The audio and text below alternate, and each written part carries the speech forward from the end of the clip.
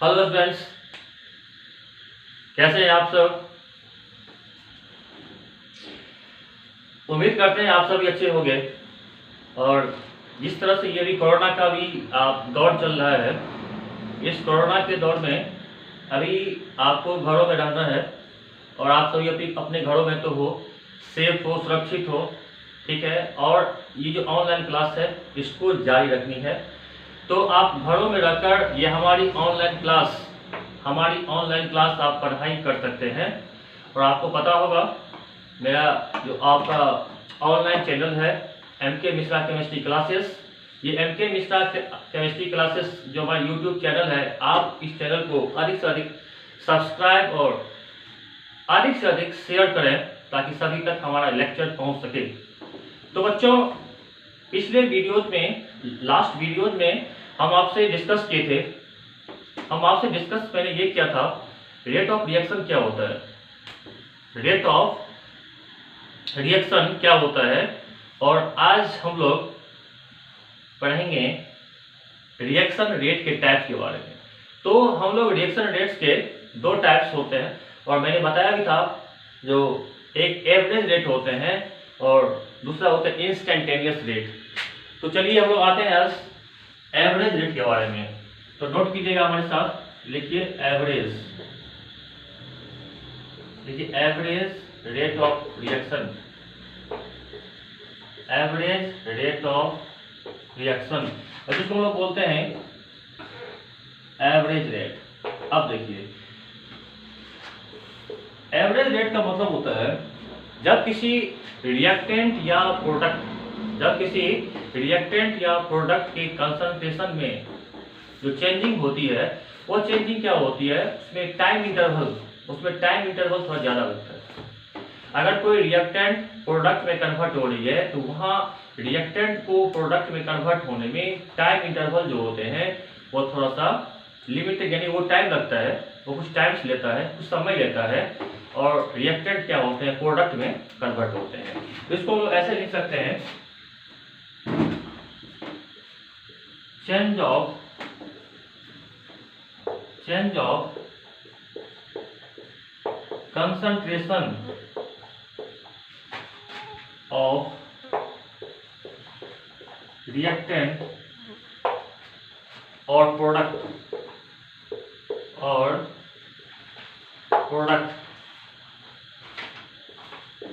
with large time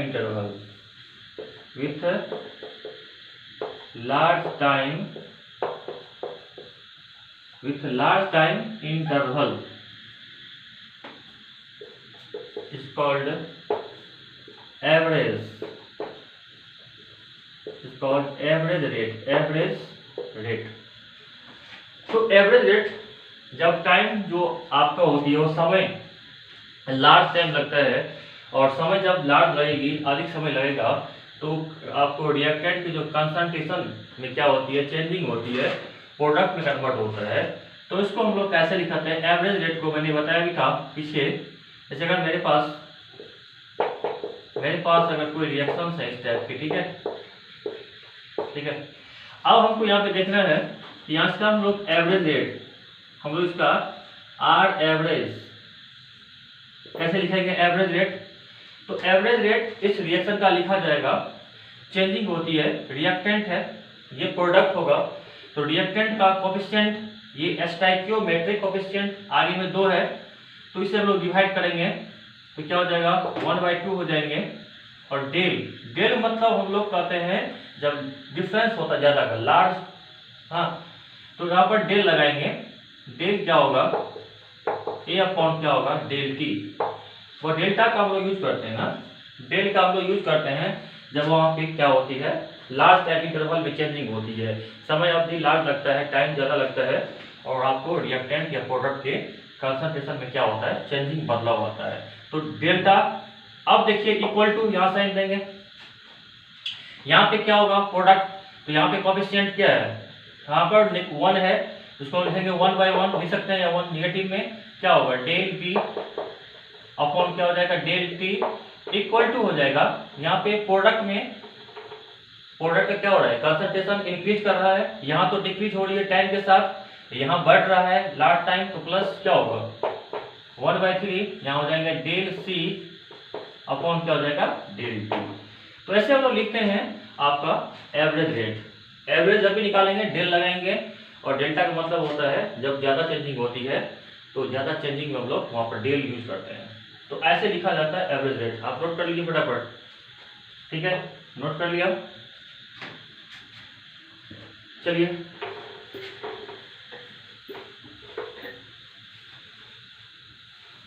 note कर लिया।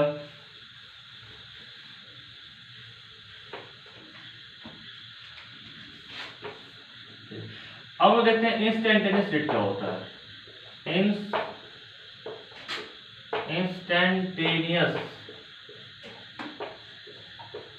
Rate, देखिए यहाँ पे अगर हम लोग बात करें इंस्टेंटेनियस का, तो यहाँ पे टाइम इंटरवल बहुत शॉर्ट, बहुत ही किसी खास इंस्टेंट पर, वेरी फ्यू टाइम इंटरवल है, टाइम का जो है यहाँ पे किसी पार्टिकुलर इंस्टेंट पर वेरी बहुत टाइम इंटरवल क्या होगा, बहुत शॉर्ट होगा, और वहाँ क्या होगी रिएक्टेंट या प्रोडक्ट के कंसंट्रेशन में चेंजिंग होगा। तो टाइम इंटरवल यहाँ क्या लगेगा, बहुत कम, लेस। वहाँ टाइम अवधि था ज़्यादा था, यहाँ पे आपका लिखा इंस्टेंटेनियस। अब देखिएगा यहाँ पर लिखेंगे इसको changing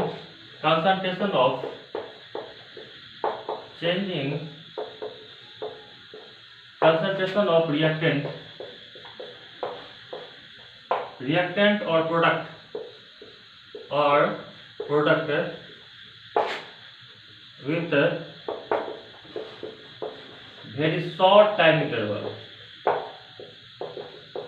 with very short time interval, अब शॉर्ट टाइम आपको समझ में आ गया होगा, वेरी शॉर्ट टाइम है यहाँ पर, ठीक है। इज कॉल्ड, उसको बोलते हैं हम लोग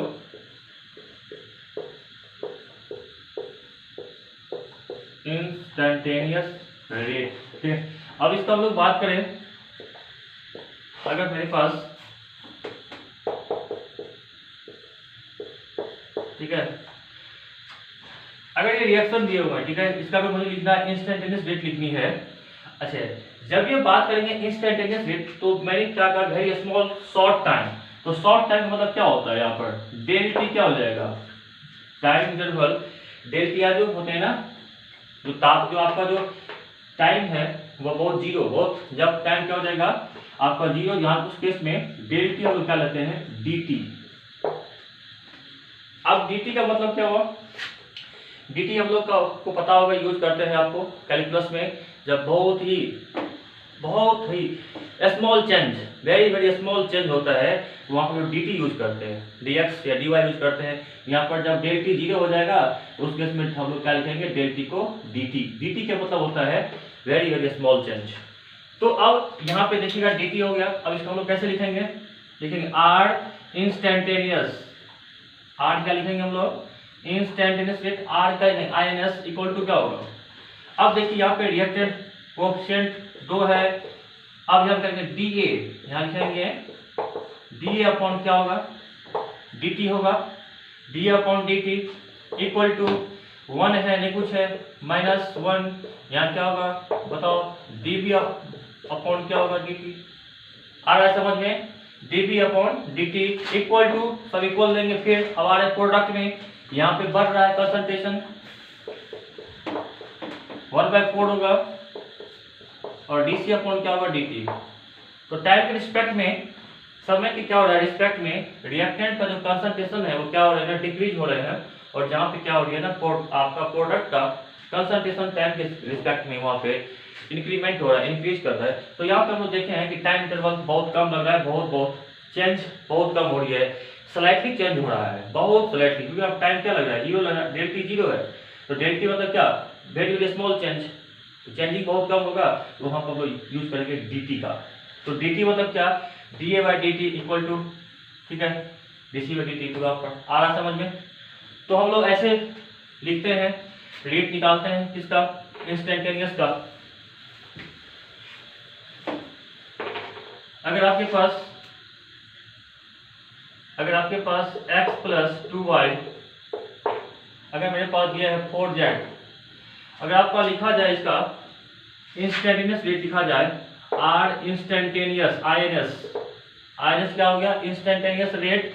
अब देखिए यहाँ पे रिएक्टेंट क्या होगा dx अपॉन क्या होगा dt इक्वल टू क्या होगा कोएफिशिएंट से डिवाइड करेंगे 1/2 निगेटिव में क्यों जाएगा घट रही है आपका कंसंट्रेशन क्या हो रहा है डिक्रीज हो रहा है concentration 1/2 dy upon dt equal to क्या हो जाएगा प्लस 1/4 हो जाएगा dz अपॉन क्या होगा dz अपॉन क्या हो जाएगा dt। आ रहा है समझ में आ रहा है समझ में। तो ऐसे देखिएगा हम लोग फाइंड करेंगे इंस्टेंटेनियस रेट निकालने का तरीका ये होता है ठीक है। चलिए नोट कर लीजिए यहाँ तक नोट कर लीजिए यहाँ तक नोट कर लिया। हम देखते हैं ग्राफ के द्वारा ठीक है ग्राफ उसका देख लेते हैं नोट करेंगे ग्राफिकल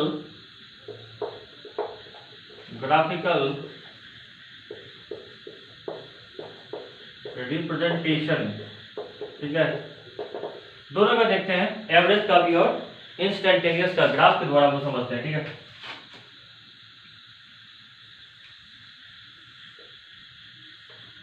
ये वाले वाई प्लेन कंसंट्रेशन का है एक्स में क्या होगा हम लोग टाइम को प्लॉट करेंगे एक्स में एक्स प्लेन का हो जाएगा टाइम वर्सेस क्या है कंसंट्रेशन। तो आपका यहाँ पे अगर हम बात करेंगे देखो रिएक्टेंट का क्या होगा जरा गौर करेंगे रिएक्टेंट के क्या होता है ना कंसंट्रेशन टाइम के रिस्पेक्ट में क्या होता है डिक्रीज होता है जिसको हम लोग ऐसे लेंगे ठीक है। क्या हो रहा है टाइम के साथ क्या सॉरी टाइम के साथ आपका इसका डिक्रीज होता है ठीक है। अब देखिए यहाँ पे क्या हो जाएगा अब रिएक्टेंट का घट रहा है ना ऊपर से लोग क्या आ रहे हैं आपको डिक्रीज कर रहे हैं आपका जो कर्व है क्या हो रहा है कर्व डिक्रीज कर रहा है क्योंकि यहाँ पे रिएक्टेंट है किसका है ये रिएक्टेंट का।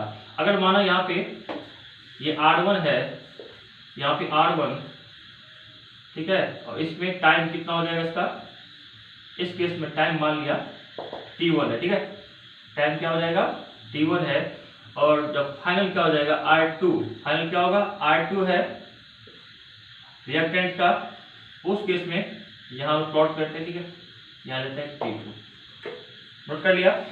अब देखो यहाँ पे आपको समझ में आ गया होगा यहाँ से हम कैसे निकालेंगे तो R2 माइनस R1 ये फाइनल इनिशियल जब इनिशियल कंसंट्रेशन है R1 तो टाइम क्या है T1 जब फाइनल जब यहाँ से स्टार्ट हो यहाँ पे घट के आ गया R2 क्या है फाइनल कंसंट्रेशन ऑफ रिएक्टेंट यानी रिएक्टेंट का फाइनल कंसंट्रेशन ये इनिशियल तो यहाँ पे टाइम अब क्या हो गया टाइम T2 हो गया तो डिफरेंस क्या हो जाएगा बताओ डिफरेंस क्या होगा टाइम का आप बताएंगे तो क्या हो जाएगा इसका R एवरेज क्या हो जाएगा बताओ R एवरेज क्या हो जाएगा R एवरेज क्या हो जाएगा R2 माइनस क्या होगा R1 final minus initial upon क्या हो जाएगा T2 माइनस T1। आया समझ में नोट कीजिए।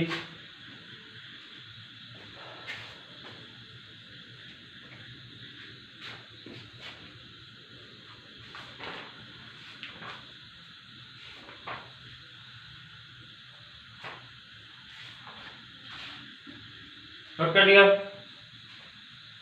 तो समझ में ग्राफ आ गया होगा। एक आप ग्राफ और समझ लें आपको इनिशियल वाई प्लेन जो है ये इनिशियल है कंसंट्रेशन R1 है और जब ये रिएक्शन स्टार्ट होती है तो ये डिक्रीज कर रहा है R2 पर R1 पे टाइम क्या है T1 यहाँ से मिला है इसको T2 है तो डिफरेंस क्या होगा टाइम का बताओ ये टाइम क्या हो जाएगा डेल टी इसी को लोग बोलते हैं लोग क्या डेल टी।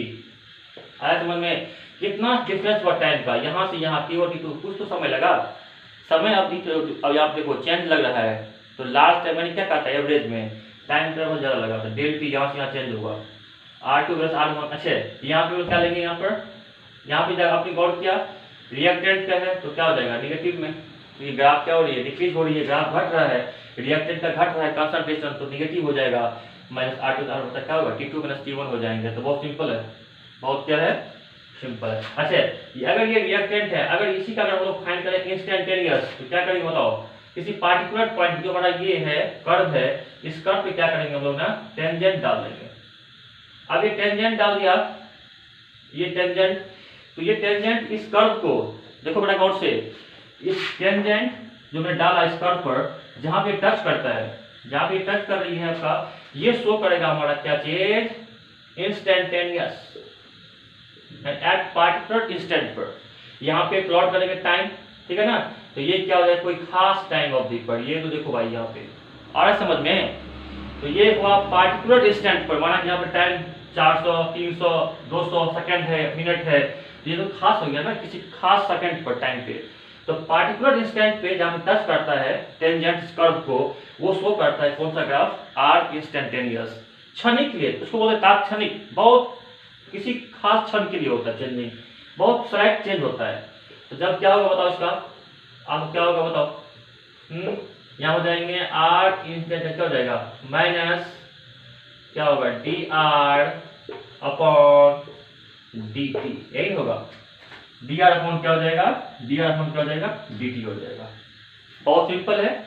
तो ये तो हुआ रिएक्टेंट का। अगर हम बात करें प्रोडक्ट का, ठीक है, प्रोडक्ट का, तो वो इसका क्या होता है बताओ, बताओ क्या होगा, इंक्रीज करेगा, ये ग्राफ बढ़ जाते हैं, आया। हाँ अब ये बताओ, ये हुआ किसका, प्रोडक्ट का, प्रोडक्ट का हुआ आपका कंसंट्रेशन, ये होगा हमारा टाइम, ऐसा ही होगा, टाइम भी होगा, ठीक है, ये क्या होगा, टाइम का। अब बताओ कि यहाँ पर अगर चाहेंगे, यहाँ पर प्रोडक्ट अगर हम चाहेंगे पता करने के लिए इसका इंस्टेंटेनियस रेट क्या होगा, तो यहाँ से आप क्या करोगे, इस कर्व पे अगर जहाँ पे आप क्या करोगे, टेंजेंट, अब बताओ यहाँ पे मैंने डाला टेंजेंट, ठीक है, तो एक मिनट ऐसे ही नहीं, ऐसे है, ठीक है। अब यहाँ पे माना कि क्या मैंने क्या किया, यहाँ पे डाला टेंजेंट, ठीक है, तो ये यहाँ पे टेंजेंट जहाँ पे टच कर रही है ना, इसी को हम लोग यहाँ क्या बोलेंगे आपको, आर इंस्टेंटेनियस। ये प्रोडक्ट का क्या हो जाएगा, अगर हम यहाँ पे डालें इस पॉइंट के लिए टाइम, टाइम अवधि डालेंगे, यहाँ पे ग्राफ ड्रॉ करेंगे, टाइम खास टाइम पे चेंज होगा, वेरी स्लाइट टाइम, बहुत ही कम समय के लिए यहाँ पे चेंज होगा। तो यहाँ पे किसका निकालना है, प्रोडक्ट का, तो प्रोडक्ट का क्या होता है, बढ़ता है कंसंट्रेशन, तो प्लस क्या ले लेंगे हम लोग, प्लस dP अपॉन क्या होगा, dt। आया समझ में, यहाँ पे क्या था, मैं dr/dt, यहाँ पे बढ़ रहा है ना, इंक्रीज कर रहा है, ग्राफ समझ में आ रहा है ना, डिक्रीज कर रहा है टाइम के साथ, ये टाइम के रिस्पेक्ट में क्या हो रहा है ना, आप कंसंट्रेशन इंक्रीज कर रही है, इंक्रीज कर रहा है कंसंट्रेशन, तो यहाँ पे क्या हो जाएगा, प्लस dP अपॉन dt हो जाएगा। तो ऐसे भी यहाँ भी होगा, आपको इंक्रीज कर रहा है इसका, तो यहाँ से यहाँ जाएगा तो कितना चेंज होगा आपका प्रोडक्ट के जो कंसंट्रेशन में, उसमें क्या चेंज होगा, कितना समय लगेगा, तो चेंज इन कंसंट्रेशन और उसको टाइम से डिवाइड कर देंगे, तो उसका आप लोग क्या निकाल लेंगे, आपका एवरेज रेट निकाल सकते हैं, ठीक है। तो ये दोनों ग्राफ हो गया, ये ग्राफ हो गया किसका, एवरेज का और इंस्टेंटेनियस, दोनों का मैंने प्लॉट कर दिया, ठीक है।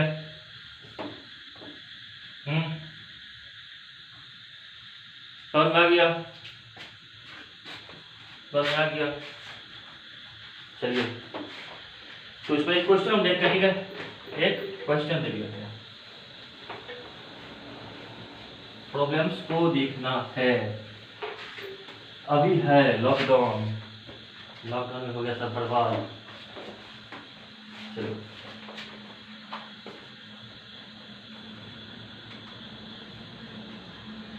अच्छा एक क्वेश्चन देखते हैं हम लोग, बहुत अच्छा क्वेश्चन है, देखेंगे the decomposition of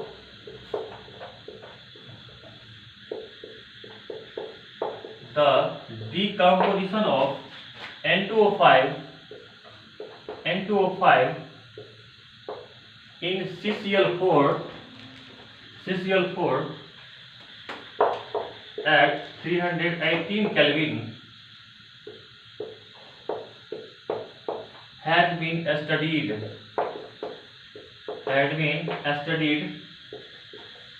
by monitoring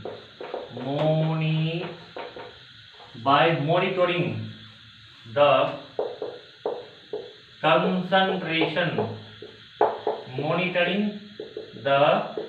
concentration of N2O5 in the solution.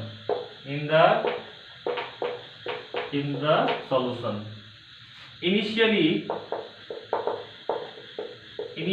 the concentration of N2O5 is 2.33 दिया हुआ है mole litre inverse, and after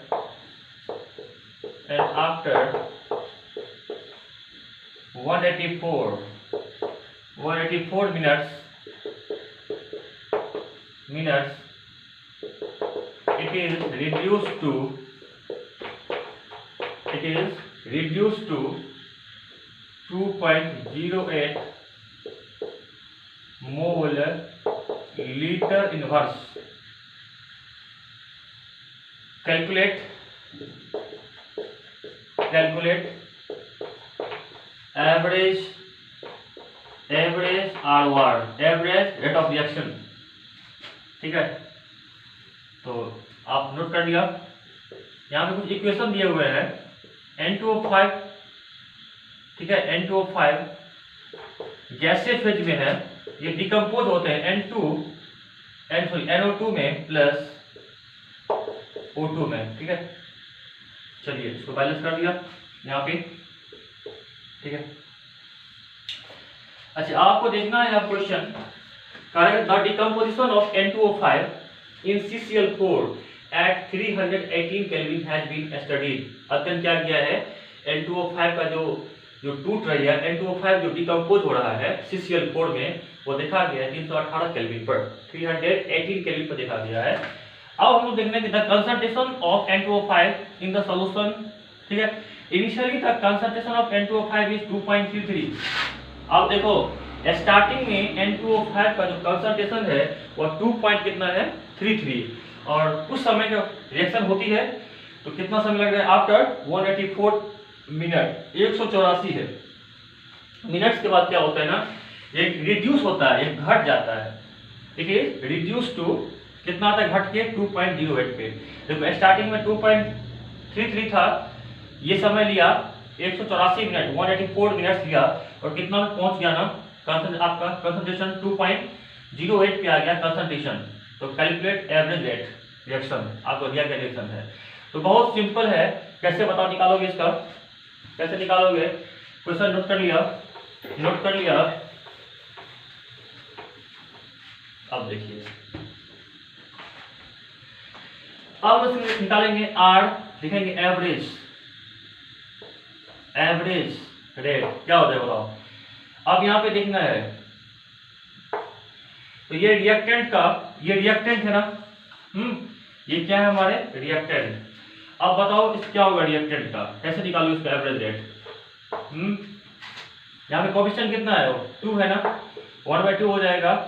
अब हमको देखना है यहाँ पे क्या होगा, तो यहाँ पे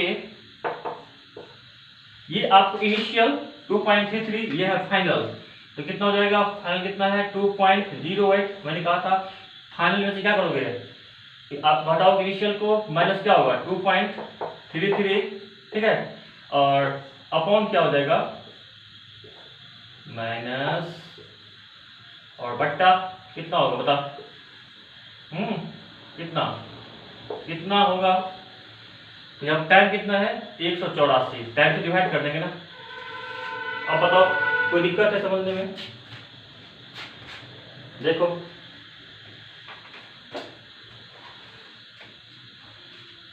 आया समझ में, कैसे निकाला एवरेज रेट। तो इसका बताओ, ये आपको दिया हुआ रिएक्शन है N2O5, इनिशियल में कितना है, कोएफिशिएंट 2 है, इसे डिवाइड कर दिया, क्या होगा, रिएक्टेंट का डिक्रीज करेगा 1/2 हो जाएगा। और इनिशियल दिया गया था आपका 2.33, यहाँ है फाइनल, तो क्या करेंगे फाइनल में से इनिशियल को घटा के टाइम से डिवाइड कर देंगे, निकल जाएगा हमारा एवरेज रेट, निकल जाएगा हमारा एवरेज रेट निकल जाएगा। आया बात समझ में, आया समझ में, निकाल लोगे।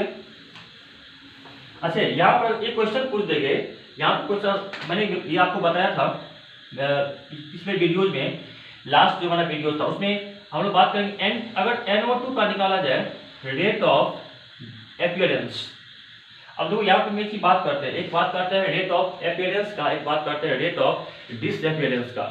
तो रिएक्टेंट का कंसंट्रेशन क्या होता है, टाइम के साथ डिक्रीज होता है, टाइम के साथ क्या हो रही है, डिक्रीज हो रही है रिएक्टेंट का कंसंट्रेशन। तो इस यहाँ पे हम लोग क्या फाइंड करेंगे, रेट ऑफ डिसअपीयरेंस। और यहाँ पे क्या हो जाएगा, रेट ऑफ, क्या हो जाएगा, रेट ऑफ अपीयरेंस, क्या हो जाएगा, रेट ऑफ अपीयरेंस। तो यहाँ पे बढ़ता है प्रोडक्ट का। तो अगर आपको NO2 का निकालना है रेट ऑफ अपीयरेंस, बताओ क्या हो जाएगा, या rate of production, rate of production बढ़ रहा है, कितना बढ़ रहा है ये, तो इसका रेट बताओ क्या होगा, फिर इसका रेट कैसे लिखोगे NO2 का बताओ, 1/4 होगा, 1/4 होगा। और डेल क्या होगा, NO2 अपॉन क्या होगा, डेल T। आ रहा समझ में, इसका तो रेट यही होगा, ऐसे लिखेंगे रेट इसका एवरेज रेट, ठीक है। अच्छा अब यहाँ पे मैंने क्या कहा था, अब बताओ, तो del NO2 upon del T equal to क्या हो जाएगा, 4 इंटू ये रेट, ये कौन सा रेट है, ये कौन सा रेट है, तो एवरेज, यहाँ पे कौन सा रेट है, ये एवरेज रेट है। तो ये क्या हो जाएगा, 4 इंटू आर एवरेज, आर क्या हो जाएगा, एवरेज, इससे मल्टीप्लाई हो जाएगा। अच्छा जो आप यहाँ से फाइंड आउट करोगे एवरेज रेट, तो यहाँ पे मान डाल दोगे। अच्छे इसी को हम लोग बोलते हैं क्या चीज, इसी को हम लोग क्या बोलते हैं, रेट ऑफ अपीयरेंस। इसको ये जो हमारा बनेगा ये वाला ना टर्म, इसी को हम लोग क्या बोलते हैं, रेट ऑफ अपीयरेंस। क्या बोलेंगे, rate of APPERANCE, rate of क्या अपीयरेंस। और मैंने कहा था कि रेट ऑफ जो आप अपीयरेंस होते हैं वहां पे हम लोग कोएफिशिएंट ले लेते हैं।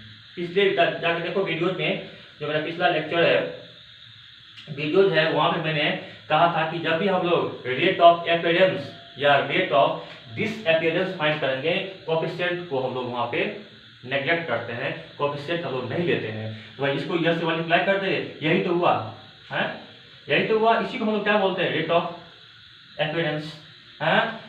क्या था, N2O5 डिकम्पोज हो रहा है, टूट रहा है, तो क्या दिया, NO2 और प्लस O2, यहाँ पे 4 था, यहाँ पे 2 था, यही था हमारा। तो कोई पूछेगा कि इस रिएक्शन का लिखो रेट ऑफ अपीयरेंस और रेट ऑफ डिसअपीयरेंस, तो क्या लिखोगे, R क्या हो जाएगा, R NO2 का लिखना है ना, तो इसका क्या हो जाएगा, रेट ऑफ क्या हो जाएगा, इसका अपीयरेंस हो जाएगा। ये आप प्रोडक्ट है तो क्या होगा बताओ, 1/4 तो यहाँ लेंगे नहीं, बताओ क्या लेंगे, डेल NO2 अपॉन क्या हो जाएगा, डेल T, ठीक है, या मोड लगा दिए, ठीक है। अच्छा अगर हम इसका निकालेंगे, रिएक्टेंट का निकालेंगे तो क्या होगा, RN2O5 का निकालें, ये रिएक्टेंट है, इसका क्या होगा, इसका होगा, आपको बताओ क्या होगा, इसका होगा डिसअपीयरेंस। अगर ये बढ़ रहा है, अगर ये अपीयर हो रहा है, ये क्या हो रहा है, डिसअपीयर, इसकी घट रही है कंसंट्रेशन, इसको बोलेंगे डिसअपीयरेंस। डिस मींस क्या होता है, गायब होना, ये हो रहा है अपीयरेंस। अब ये इसका क्या हो जाएगा, इसका रेट ऑफ क्या हो जाएगा आपका डिसअपीयरेंस। तो यहाँ पे कोएफिशिएंट है, छोड़ना कुछ नहीं करना है, सीधा हो जाएगा डेल N2O5 अपॉन क्या हो जाएगा, डेल T, मोड लगा दो, मोड लगा देंगे, ठीक है। निगेटिव रहेगा तो मोड में वैल्यू क्या हो जाएगा, पॉजिटिव वैल्यू हो जाएगा, पॉजिटिव है तो कोई बात ही नहीं, पॉजिटिव है कोई बात नहीं। तो ये हम लोग ऐसे निकालते हैं रेट ऑफ अपीयरेंस और रेट ऑफ डिसअपीयरेंस। यहाँ पे कोएफिशिएंट हम लोग बात नहीं करेंगे। जबकि जब भी हम लोग रेट निकालते हैं, एवरेज रेट निकालते हैं या फिर इंस्टेंटेनियस रेट निकालते हैं सिंपली, तो वहाँ हम लोग कोएफिशिएंट से डिवाइड करते हैं, कोएफिशिएंट से डिवाइड करते हैं। आया समझ में, तो यही इसी को हम लोग बोलेंगे रेट ऑफ अपीयरेंस, NO2, ठीक है। और ये यहाँ पे 4 इंटू क्या आ गया आर एवरेज, इसको मल्टीप्लाई, और ये जो आप वैल्यू निकालोगे आर एवरेज यहाँ पे रख दोगे, निकल जाएगा। चलिए, तो आपसे फिर हम नेक्स्ट लेक्चर में मिलते हैं, नेक्स्ट वीडियो में मिलते हैं।